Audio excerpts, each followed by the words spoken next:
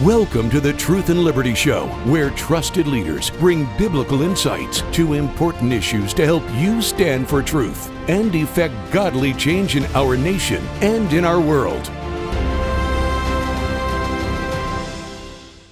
Hello, everyone, and welcome to the Truth and Liberty Show. I have a question for you. Are America's kids better educated today than they were before the creation of the Department of Education, the United States Department of Education? I ask that question because one of the most controversial promises of the Donald Trump presidential campaign was that he was going to abolish, and if he couldn't abolish, at least shut down most aspects of the Department of Education. On today's show, I'd like to take a deep dive into education in America and explore the DOE and the arguments supporting its abolition. First, our public education system has been almost entirely secular since 1962 and 1963, when prayer was removed from our schools by the United States Supreme Court. Data shows that there was a major decline in SAT scores almost immediately after the removal of prayer and Bible study from our schools. That decline in SAT scores continued until the 1980s, when it was stabilized at a much lower level. Second, data shows that the deterioration of morals and the social fabric of our nation began to rapidly occur and is still deteriorating even today. Proverbs chapter 1, verse 7 says, "The fear of the Lord is the beginning of knowledge, but fools despise wisdom and instruction." God's word brings light. Psalm 119, verse 130 says, "The entrance of thy word giveth light, it giveth understanding unto the simple." You see, we're doing a vain thing if we think that if we try to educate children without taking into account the one who created everything. How can someone consider themselves educated if they have no knowledge of the one who created them? The one who has all knowledge and who revealed wisdom to us in His Word. In addition, the Constitution does not give Congress power to do anything related to education. From the founding of the country onward, it has always been a matter for parents and families first, and then with public education, state governments began to get involved. You see, until the 1960s and the 1970s, education was exclusively a state and local matter. And until the advent of public education, it was up to the parents and the family. But in 1979, the Federal Department of Education was established. And so what is the Department of Education and what does it do?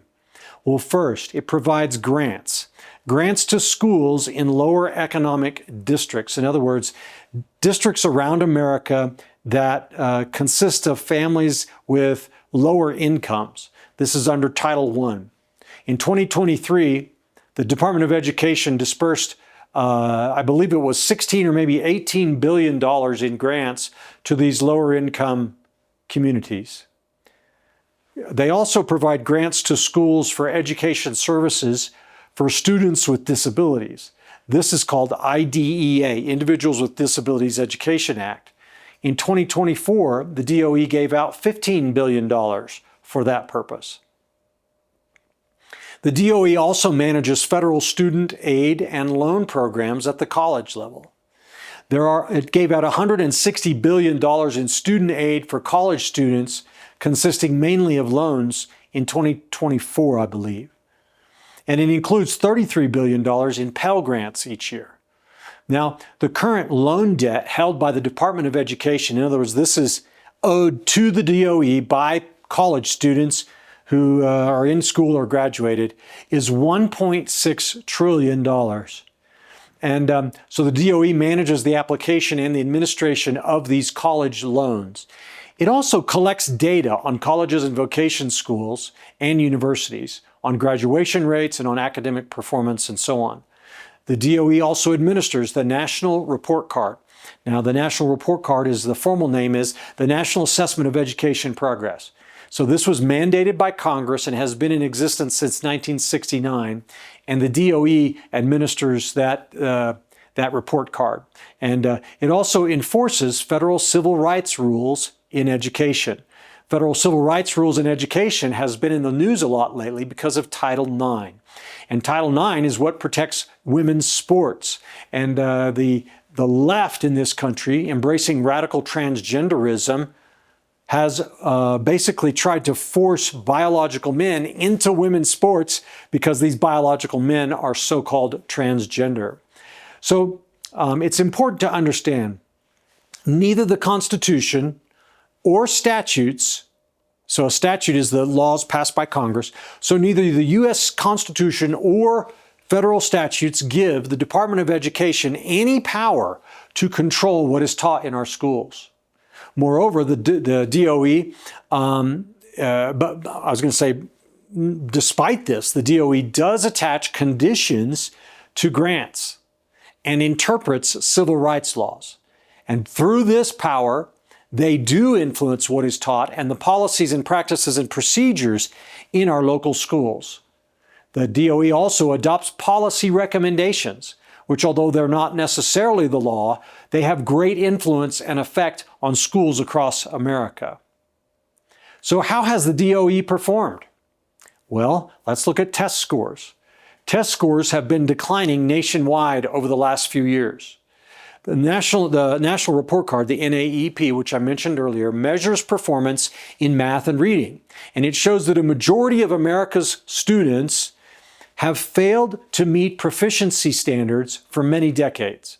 And recently, performance even began declining more. It started before the pandemic and then took a nosedive during the pandemic. Let's look at math, for example, from 1994 to 2022. Here's a graph for you. In 2024, you can see that beginning in about 2012, math scores began to decline. And then before the pandemic in 2020, they really started declining. And so overall in 2024, only 39% of fourth graders in America and 28% of eighth graders scored at or above proficiency standards in math. That's a little bit more than a third, and then a little bit more than a fourth of our students are proficient in math. This is a national embarrassment. Let's look at reading. Fourth graders continue to lose ground in 2024, with reading scores going even lower on average than they were in 2022, much lower than they were in 2019. So in 2019, reading scores showed that 35% of fourth graders scored at or above proficiency levels. That figure dropped to 33% in 2022 and to 31% in 2024. We are definitely headed the wrong direction. As with math, these declines are not entirely the fault of the pandemic. Fourth grade reading scores began falling years earlier, approximately around 2015. So it's interesting that scores began dropping in approximately 2012 to 2015 range, and we need to ask ourselves why. Well, there's a little bit more history you need to know. Even at our best, a majority of students in America have been below proficiency standards for decades. So in approximately 2002, President George Bush, pushed something called the No Child Left Behind Act. This required testing, achievement testing at certain standards in order to receive federal funding. Now, it did not require that schools achieve those standards, only that they test, okay? And so it let states establish those standards. Some people say that this pushed a teaching to the test philosophy. In other words, we're going to teach you what you need to pass the test, not what you need to know to be a good student or scholar. They also say that No Child Left Behind narrowed the scope of what was being taught in our schools. It resulted in some increased average test scores in math, but did not substantially elevate performance of America's schools. Now, under the Barack Obama administration, they adopted the Every Student Succeeds Act, which basically turned the remnants of the standards and testing regimen under No Child Left Behind over to the state governments. And one of the things to note is that the test scores in these programs neither determine school receipt of funds nor graduation of the student. So the students could score miserably and still graduate. The school could score miserably and still get federal funding. So everyone seems to agree now that our schools in America are failing, but there is very little agreement about what to do about it. Some say we need more money. Of course, the left always says we need more money. Whatever the problem is, we need more money, more money. Higher teacher salaries, some say. More support for the poor, some say. Others say, no, we don't need those things. We need school choice, competition, better teacher training in our colleges, and elimination of woke ideology. Well, our guest today believes that one of the first things that must be done is to abolish the Federal Department of Education and return control of education to parents and local authorities. Sheri, our guest, is the founder and president of United States Parents Involved in Education, or USPI, whose mission is to end the U.S. Department of Education and all federal education mandates. USPI has established 20 state chapters and is growing rapidly, and amid the national outcry from parents who want to regain control over their children's education. Sheri is a nationally recognized leader on education policy and is often quoted in conservative media, and has spent much of the last year or more exposing critical race theory and serving as the executive producer for a new documentary film titled Truth and Lies in America's Education. So we're very thankful to have Sheri joining us on the show today. So with all of this information that I've thrown at you in today's monologue, let me just encourage you to take today's program and go back and listen again to that stuff. Look at those graphs that I sent you. And as we're talking with Sheri today, if you're concerned about the future of the country, why don't you take notes about what she says, about what's going on in education today, and go do the research for yourself until it becomes, familiar to you and you can advocate on it. Because it's my belief, guys, that there is nothing more important than we can do in our country than to get God back in our education system, right? Our children of this nation need to be taught the true history of America, including its Christian foundations, the principles of the Declaration of Independence and the Constitution, and our common faith in God and the Bible. We don't need to be having religion, class, like teaching them specific, doctrines and things like this. But our kids in school always heard about God, always heard of the Bible. They knew America was a Christian nation. They prayed. They even had Bible reading and so forth.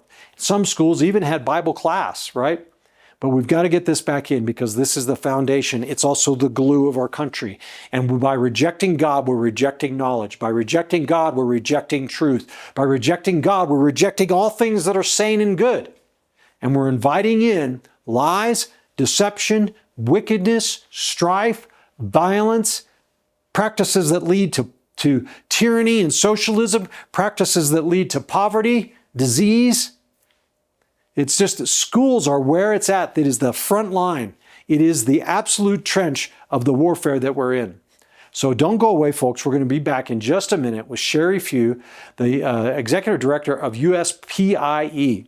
And before we go, I wanted to mention our free product to you again. If you haven't picked this up, go to our website at truthandlibertygtn.com, and you can get a free copy by sharing your email with us. So this book is talking about how to make Jesus Lord, not just Savior, recognizing pride and humbling ourselves, stop dealing with our old sin nature, capture and cast down ungodly thoughts. Boy, that sounds pretty good to me. How about you? So go to the website and get that today. Again, it's truthandlibertygtn.com. And by the way, we have two websites, that one, which is connected to GTN here at Andrew Womack Ministries, and then our standalone Truth and Liberty website, truthandliberty.net. And did you know on our website, we have a resources center that has hundreds of links on it to all kinds of stuff, including our founding documents as a nation, including how to run for office information, or our voting center where you can find out who your representatives are, get registered to vote, check and update your registration, sign up for automatic text message reminders, and all kinds of things like that. Plus, all of our shows, all of the articles we've ever published, and blogs are all linked in this resources center. It is a treasure chest. One other thing, did you know we have a 24/7 news feed on our website? That's right. You don't have to go anywhere else but truthandliberty.net to get your daily news. You'll hear from all our favorite conservative and Christian sources, everything from Town Hall to Daily Wire to Faith, I forget the name of it, but a pro-life website, CBN News, and many, many more. I can't even begin. I think there's 20-something news sources that we have handpicked that feed into that news feed. So go check out our website at truthandliberty.net. To get a copy of the book, go to the other website, truthandlibertygtn.com. All right, folks, we're going to share some more information with you on this break, and we'll be right back with my interview with Sheri, the founder of USPIE. America needs Christians of steadfast faith to stand up and boldly proclaim the promises of God. Faith for America by Richard Harris shows how the prayers and steadfast faith of ordinary believers can carry a nation through its darkest hours. Now is the time to stand firm, pray boldly, and keep fighting for freedom, trusting God to bring light from tragedy. Order your copy today. Okay, welcome back to the Truth and Liberty Show. Just really honored and excited today to have a first-time guest on the show, Sheri, who is the founder and president of United States Parents Involved in Education, or USPIE, or USPI. Sheri, thank you so much for coming on Truth and Liberty today. Well, thank you, Richard. I'm also honored to be a guest. Well, Sheri, I've got you on because of your amazing work that you're doing in the field of education. And I understand that USPI is devoted to empowering parents to regain control over the education of their children. And I'd like to know first, kind of like, how do you envision that happening? It seems like we've been living in this whole public education realm for so long now that people don't even understand that it's possible for parents to educate their own children. Yes, you're exactly right. So when we first started the national organization, we adopted the mission to close the U.S. Department of Education and end all federal education mandates. And that's because we understood that the majority of the nefarious pedagogies originate from the federal government and they're incentivized with federal dollars. So we know that the founding fathers never had any vision for education with the federal government. It's unconstitutional. The responsibility lies within the states.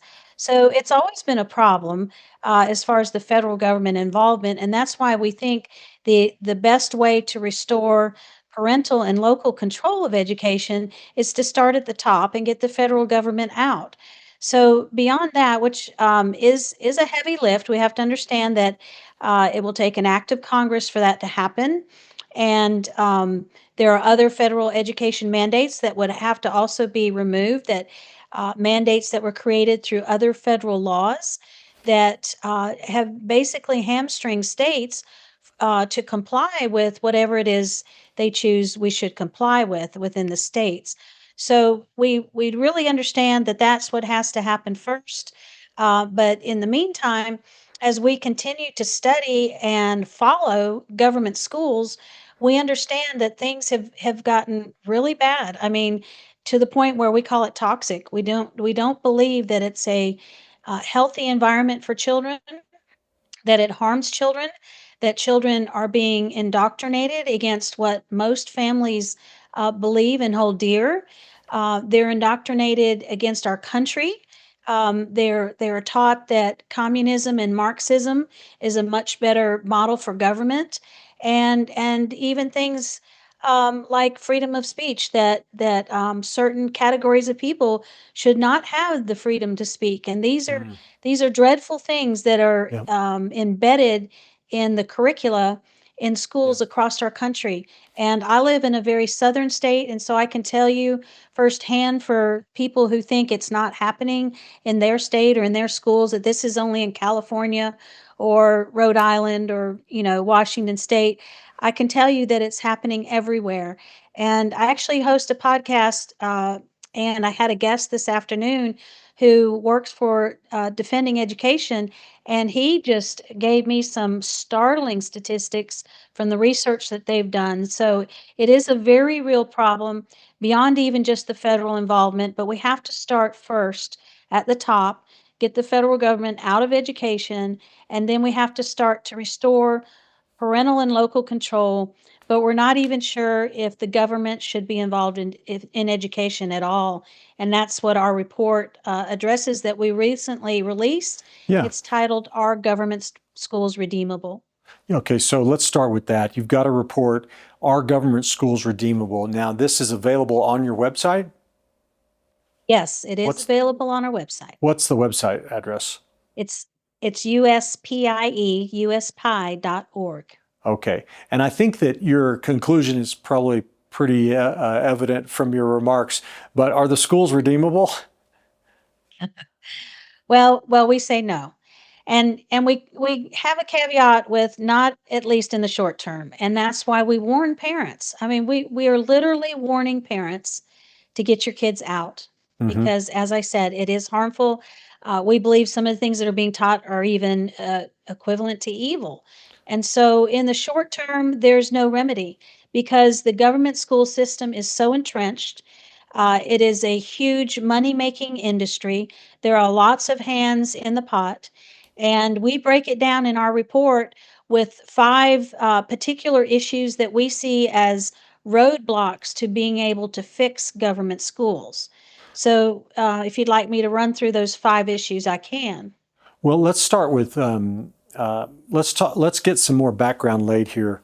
So you mentioned this, but the Constitution does not say that Congress has the power to educate or do anything with respect to education. So how did the Department of Education get created? Well, the Department of Education was created in 1979 under President Carter. It is said to have been a payback to the teachers' unions because they supported him and helped him to win that presidential election. Mm. So that was their payback. And, since that time, we've seen a steady, well, actually, we didn't start mapping the scores until 1992, but since 1992, when they started tracking educational achievement, there has been a steady decline ever since that time.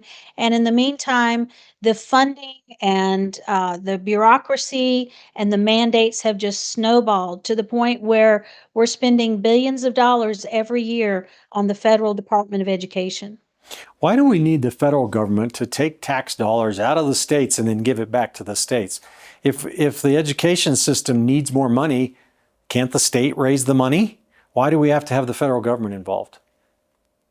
Oh, absolutely. Well, that's our question too, is why and why did we?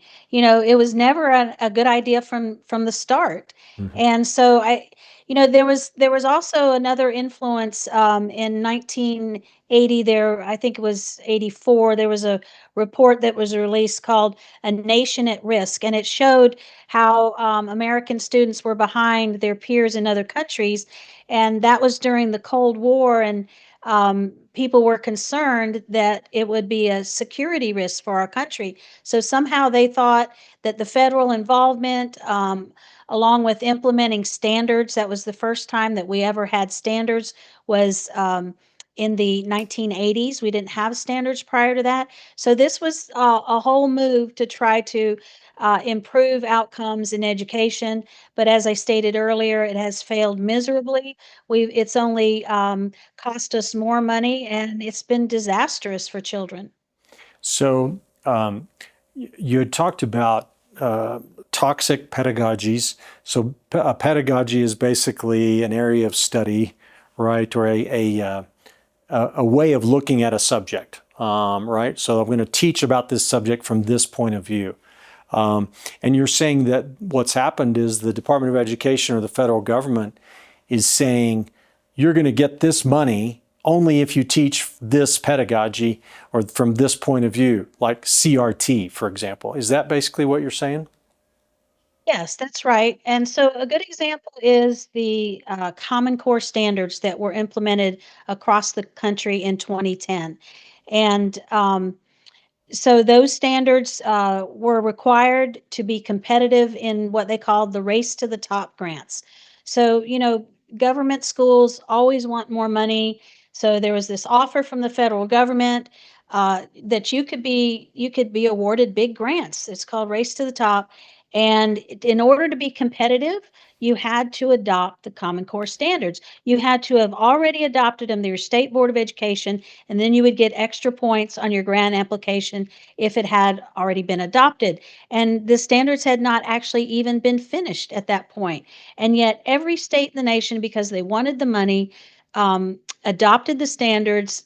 My state was one here in South Carolina, adopted them before they were even completed, just so they could be competitive in the grants. And then not every state was awarded a grant. It was only about being competitive. So even the states who didn't receive the money adopted these standards. These standards were extremely faulty. My colleagues from around the country who helped form our organization, it actually catapulted from that situation because we had all fought in our states to repeal the Common Core standards only to have them rebranded under a different name. So every state in the nation basically still has the Common Core standards. They call them college and career ready standards. That's what the federal government and the left is so good at, is when something does become toxic, they just give it another name so you can't find it. And that's exactly what's happening today with diversity, equity, and inclusion, which President Trump has signed an executive order prohibiting at colleges and universities and in K-12. And so now they're calling it family and community engagement of all things. I mean, Yeah. it has no reflection on what they're actually teaching, but Wow. I'm sure they have some rationale for it. And so, Sheri, you mentioned that in your report, are our schools redeemable? You said there are 5 areas that you look at. What's the first area? Can you comment on that? Yes, the first area, rightly so, is government involvement. It's just the fact that somehow we thought it was a good idea for the government to educate our children. When our country was founded, and its first 100 years or so, all families were schooled at home or through church-based schools. And then in the 1800s, some compulsory education advocates started using the tensions between some of the different faiths in the country and exploited that to advocate for universal education. And then Horace Mann, who was the Secretary of Education in Massachusetts in 1840, capitalized on that movement and pushed ahead to begin universal education, which was government education for every child in the country. And he based the model for this on the Prussian model. So what Prussia had instituted was a system where they believed that you could actually change the feelings and the mindsets of children through education and basically control how they think and feel about the world. And that's the model that we adopted here in the United States. Another part of that model is the idea of segregating children by ages and having them in separate classes according to their age. And if you reflect on the one-room schoolhouses of the past, children were all together learning together, and the older children would help the younger children. So the entire model that we see today as government schools was based on this Prussian model. So we think it was a mistake from the beginning. And then we've seen just what it's done as far as how knowledgeable, or I should say, unknowledgeable children or adults even today are. We used to brag on the knowledge. We were bragged on by other countries, I should say. You probably recall Alex de Tocqueville bragged on the United States about how well educated we were. Well, that was before government was involved with our education. And if you read the founding documents, you can see how very articulate and intelligent these people were without government involvement. And so then you fast forward to today, and you've got 54% of Americans can't read above the sixth grade level. And so our country is a mess as far as academic knowledge. And that's why the government involvement is the first issue in our report that we address. Well, Sheri, if we say no, those schools aren't redeemable, then basically, are you saying that parents should take their kids out of school? And if so, where are they supposed to take them? Well, there are lots of models that are available today, thankfully, because there are people that have been working on this for decades. There's a wonderful resource that I'll recommend for parents. It's a website called Public School Exit, and there you will see lots of different organizations, like I said, that have been working on this for decades, and they offer several different models. Of course, homeschooling, we believe, is the very best option because it's actually biblical for parents to educate their children. It's actually a command in the Bible, and so the parents are ultimately the ones responsible for their children's education. And homeschooling is a very rewarding experience. It's amazing that today we're sending kids to government schools and they have to sit still in their chair, for 8 hours. They can't talk in the lunchroom, and Mm. all of these restrictions and barriers and the length of time it takes. Whereas home educated children can learn more than what a child is learning 8 hours in a government school in just 2 or 3 hours at home. And they have lots of opportunities to learn according to how it best suits them. It could be hands-on, it could be visiting museums and lots of different methods instead of being stuck in a classroom. So home education we recommend as the best model, and we do believe it's biblical. And then, of course, there are the other models. There's good private and Christian schools, but you have to understand too, these are also based on that model of segregating children by age and grade level. Um, and then there's some hybrid models where they mix home education with some in-school, not government schools, but where they get together with their peers for a couple of days a week and they home educate the other couple of days. So Yep. there's lots of varieties out there for parents to choose from. And we believe that because it is a God honoring decision to remove your children from government schools, that if you seek the Lord and ask for his provision, he will provide for families that are concerned that they need two incomes or they can't afford private education. We do believe that God will provide for these families that will do what is in the best interest of their children. I've seen this before. Now my family, we've done just about everything there is. So we've done private Christian school, we've done public school, we've done traditional homeschool, we've done homeschool where our oldest boy went to a Christian school campus for 2 days, was home for 3 days, or maybe he was there 3 days and home 2 days. But anyway, we've done all this stuff. So we definitely believe in homeschooling. But my question is this: what would happen if the Church of Jesus Christ in America took responsibility again for educating the youth of this nation? What if in every major city the churches got together and said, "Hey, we're going to create a school. It's going to just have basic Christian doctrine. We're not going to get anything that's we don't agree on, and we're going to just have the best education possible for the kids of our community."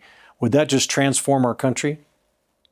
Oh, absolutely. Absolutely. So, the part of the Great Commission that many people leave off is to make disciples Yes, of people. that is the So, Great Commission. education certainly is discipleship. Yep. And so the churches, I believe, absolutely have a role in this and could be a great solution.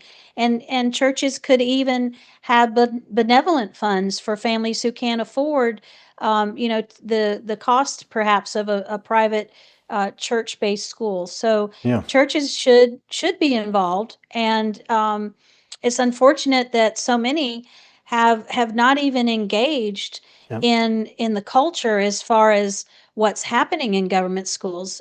Again, the things that children are being taught are just pure evil. I mean, when a child in kindergarten is being read picture books that says they may or may not be the sex that God created them to be, we're talking about kindergarten students are being Hmm. manipulated and indoctrinated this way.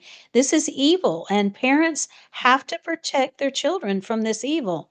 It's just unconscionable that we continue to turn a blind eye, and I believe churches should be speaking out about it. I think just as they may do pro-life sermons, they should also be talking about what's happening in government schools with their children.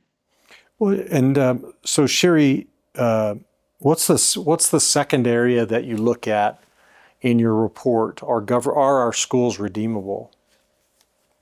So the second and third issues are related. So I'll just group them together. So it's the colleges of education. So it's where our teachers are being trained. The colleges of education in most universities is the most liberal discipline there is. And this is where teachers are being trained. And if you think about it, most teachers are very young. They're fresh out of high school. They've already had somewhat of an indoctrination in K through 12, and they go off impressionable into colleges, and they are steeped in not only critical race theory, but all sorts of critical Marxist theories. There's critical queer theory, critical feminist theory, and they're all wrapped up in something they call culturally relevant pedagogy. And they are trained how to embed this into every subject at every grade level. So that's where the pedagogy comes in. It's not necessarily a curriculum or a textbook that you'll find, but it is a method where teachers are trained to teach children this way. So not only that, they are also trained um, to teach children to become what we call social justice warriors. They are told that they lay out all these problems in society, that America is systemically racist, and it is our whiteness that's caused all of the problems, and then it's their responsibility to fix those problems. And so from kindergarten on up in the Common Core standards, there are these standards that train children to be activists. So teachers are taught all of this in the colleges of education, and they Mm. transfer it to the students. So then the third issue, which is relative, is the teacher accreditation process. So what is, the teacher certification process?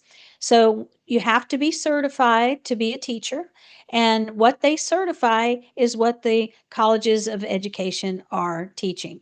So you have to be able to pass the test that you believe in and will implement all of these nefarious pedagogies in order to become certified to be a teacher. So those are the second and third issues that we address that we think are roadblocks to reforming government schools.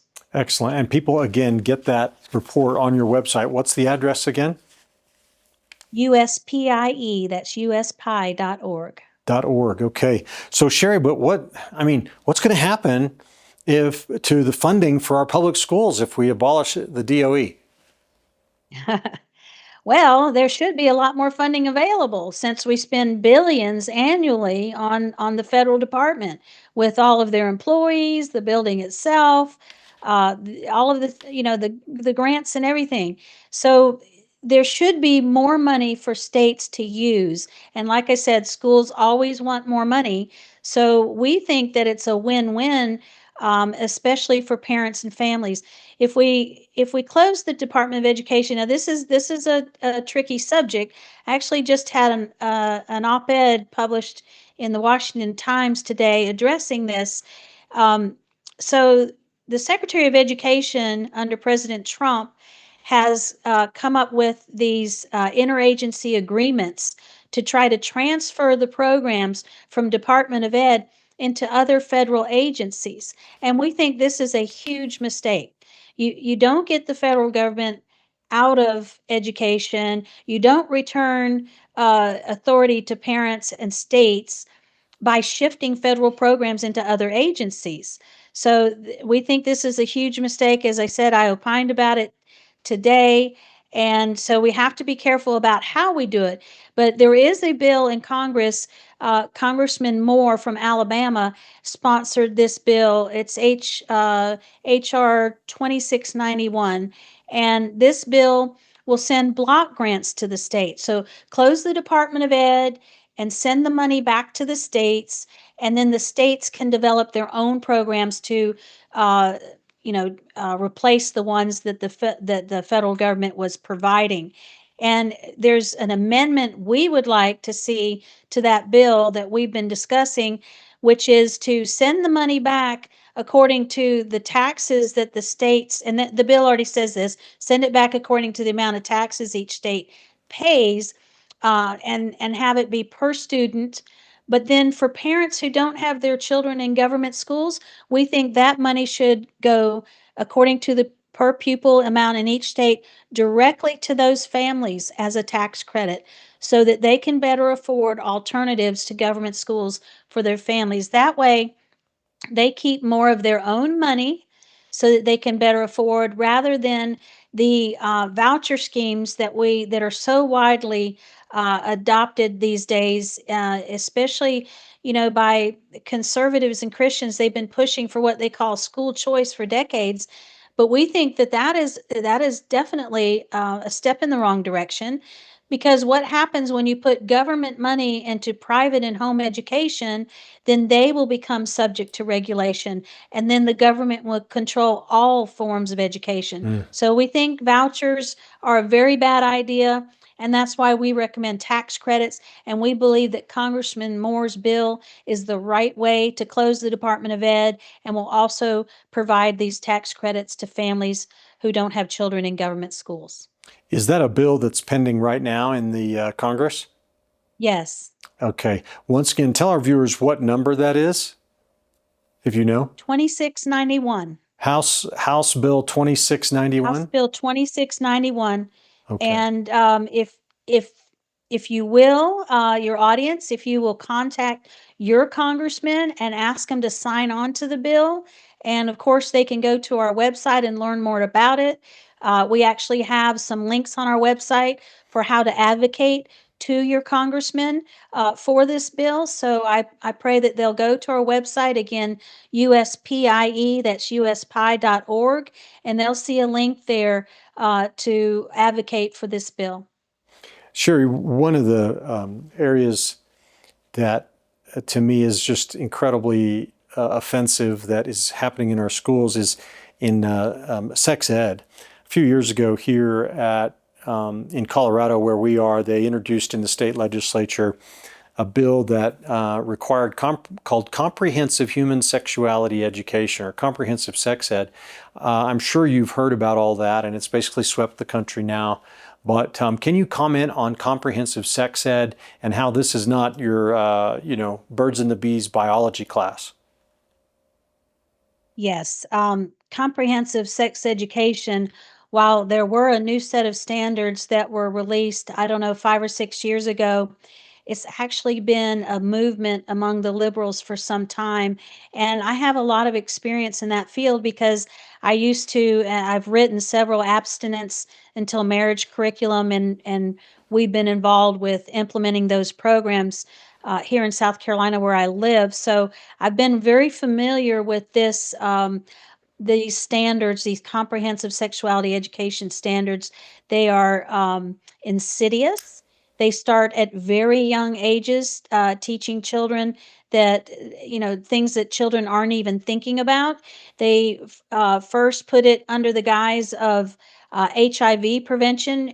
And it's interesting, we don't hear much about HIV anymore, but for a very long time, it was a huge focus, and everybody was very scared, almost like they were of COVID, of getting HIV, even though it was really in certain populations and shouldn't have affected so many people. And so that was the big push at that time, was we have to prevent HIV, so we have to teach children how to have quote unquote safe sex. So instead of teaching children not to have sex until they are married, which is the only way to prevent sexually transmitted disease and pregnancy, is instead they were teaching them how to have sex. And so that's what these standards are about. And they've only grown worse over time. Um, they promote abortion in some states, and they obviously now prevent the LGBTQ agenda with Hmm. emphasis on the T, on the transgender aspect. And so, and even in the state of South Carolina where I live, we had a really good law, and it was actually titled Comprehensive Sexuality Education Act, and it was enacted in 1986. And we put guardrails in there so that you couldn't teach certain things until a certain age. We said you couldn't discuss um, uh, anything other than heterosexual behavior.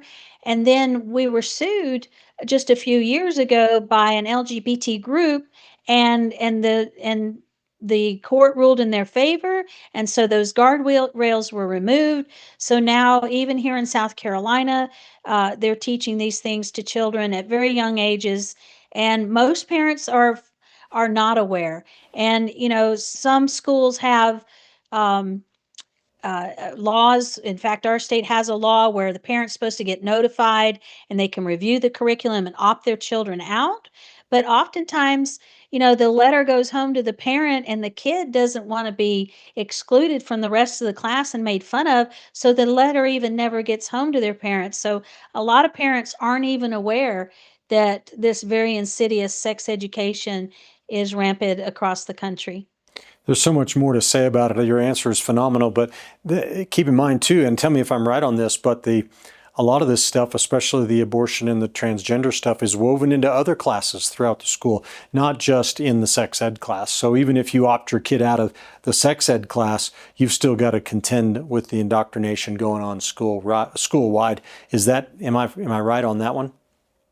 Oh, you're absolutely right. Yes, that's how they hide these things, is they Mhm. embed it throughout. And and when it comes to LGBTQ, there are clubs on the school campuses that children can join without parental consent.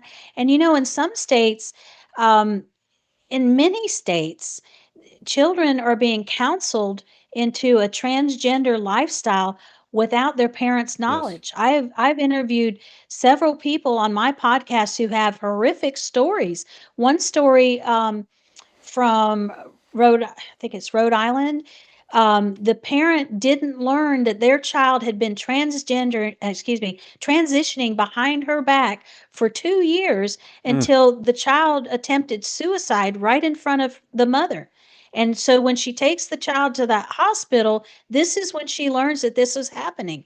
So it is beyond belief that the schools have taken over this role that solely belongs with the parents, that they're doing things that are so harmful to children and doing it without parental consent or knowledge. Well, Sheri, thank you for that. It is a huge subject and but so vital. But I wanted to ask you this: in looking at your website, you've got a board of advisors and your normal board, and they both have just people with amazing credentials and background. Can you comment on that? And how did you assemble such an amazing team of qualified people?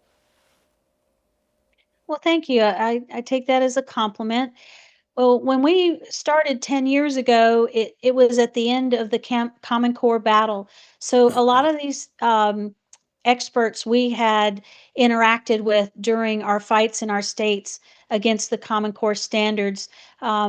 People like Alex Newman, who I revere, he is such a pioneer in this field.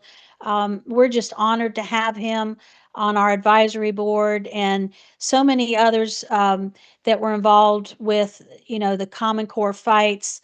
Some of the experts, we are honored and thrilled to have them in an advisory capacity. We also have a board of directors who are like me. They've studied education policy for decades, and we've learned so much over the years that we've been trying to share. And it's funny. I like to tell people, 10 years ago, I used to come back from conferences in St. Louis that were led by Donna Hearn, who's now passed, but she was another pioneer in this field. and I was looked at like the tinfoil hat lady. I mean, even my father, who taught me my conservative values, said, "Oh, Sheri, you've really gone off the deep end now."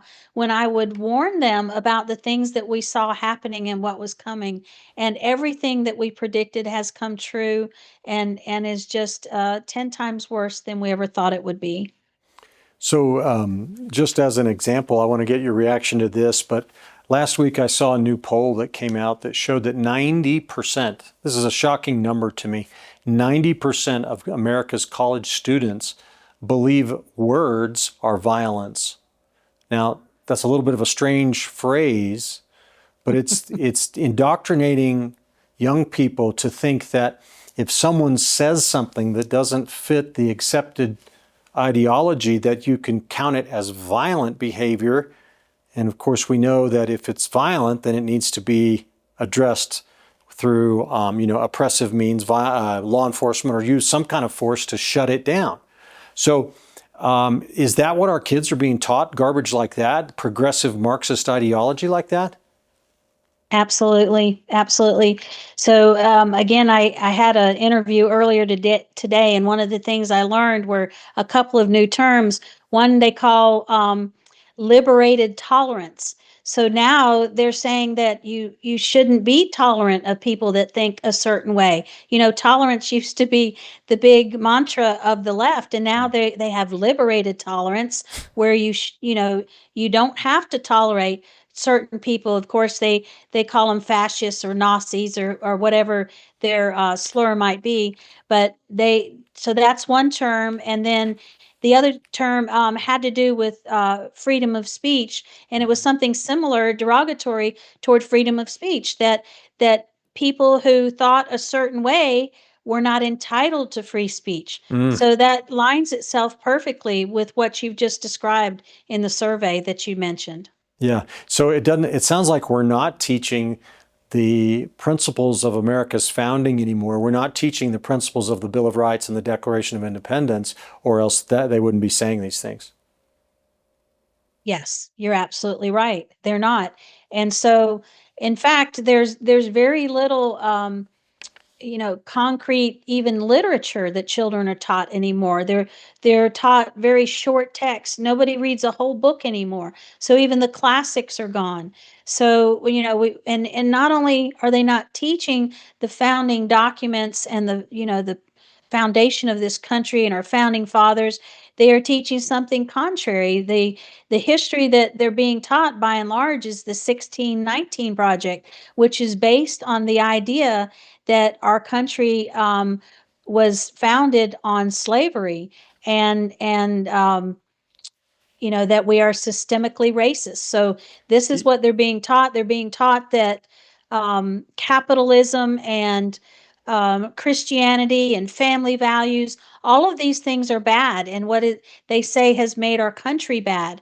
And then the alternative they're telling them that is so good is Marxist and communism and socialism. And this is happening also at very young ages.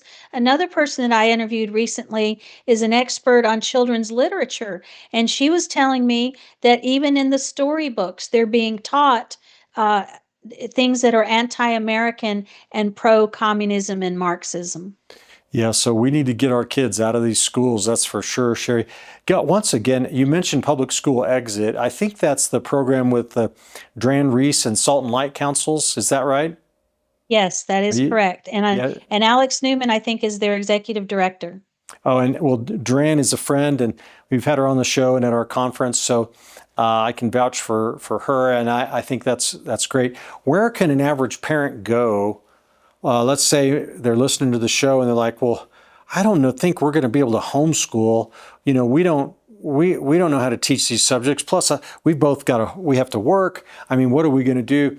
Where's the best place they can go to find out more about homeschooling? Is Public School Exit the place, or do you have other recommendations too? Well, that is one place. There's a lot of good information there, but there's also a new organization. It's a couple years old now. It's called the Homeschool Freedom Coalition, and it's led by Emily Fort. She's formerly Emily Dorr, if you knew of her father, he was a pioneer in the homeschool movement. And so there's that organization. And then Nikki Truesdell is another great resource. She's been a guest on my podcast. She has some excellent resources. And then another guest I've had and colleague of mine is Sam Sorbo. She wrote an excellent book. I think it's called the oh goodness, she's going to shoot me for forgetting the name of her book. Something like They're Your Children. I think that's what it's called, but it's an excellent book. My daughter-in-law read it when she was doubting whether or not she would be capable of homeschooling, and it changed her mind totally. Very good. So there's also homeschool organizations in every state. I'm sure with just a quick Google search or even asking around, you can find other parents who are homeschooling and ask Yep. their advice. And know, first of all, that you are capable, that you do not need a college degree of any sort. You don't have to be a certified teacher. You don't have to know every subject. You are capable of guiding your child's home education. And as I said earlier, it's a very rewarding experience.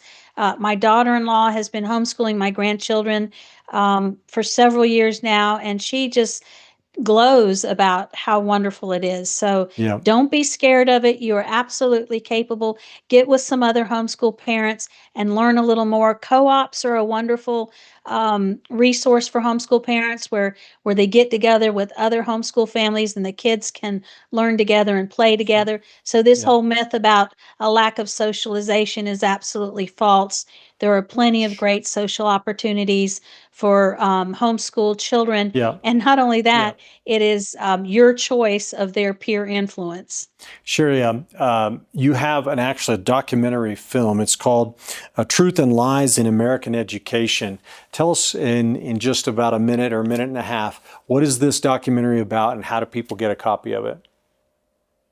Okay, so the documentary is much like the title suggests. We're telling the truth. We're exposing the truth about the lies that are being taught in government schools, and it's an all-star cast. Some of the people I've already mentioned: Sam Sorbo, Alex Newman, Dr. Carol Swain, authors of books on the fake history that's happening.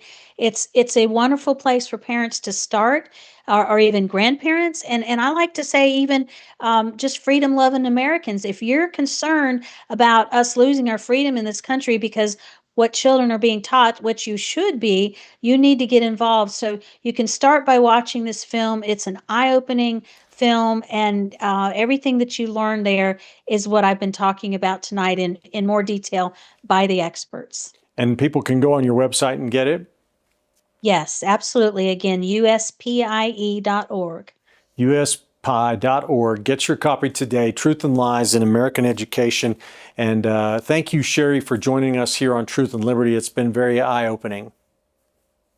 Well, thank you again for having me, Richard. And if I could just give a plug for the podcast too, it can also be found at uspie.org. It's called Unmasking Government Schools with Sheri Few. All right. Thank you so much, Sheri. And thank you to all of you for watching today. As I told you in the monologue, you need to take notes during this show today because it was going to be so full of content. If you didn't do that and you want to, just rewind it and watch it again, okay? Wanted to also remind you guys today about our free product giveaway. It's Who Made You God by Andrew Womack. What a great title this is. Go to truthandlibertygtn.com, share your email address, and we'll get that to you for free. God bless you all. Thank you for watching, and we'll see you next time here on Truth and Liberty.